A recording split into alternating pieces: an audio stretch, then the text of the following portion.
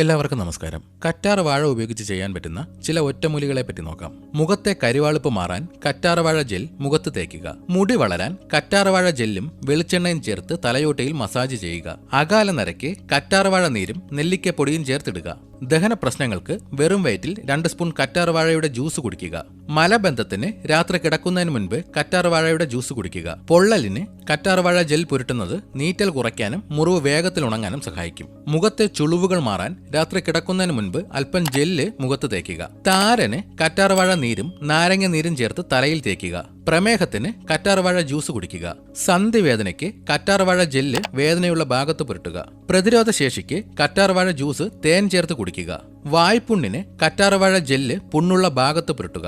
കണ്ണിലെ തടുപ്പും ചൂടും മാറാൻ കറ്റാർവാഴയുടെ ജെല്ല് കണ്ണിന് മുകളിൽ വയ്ക്കുക.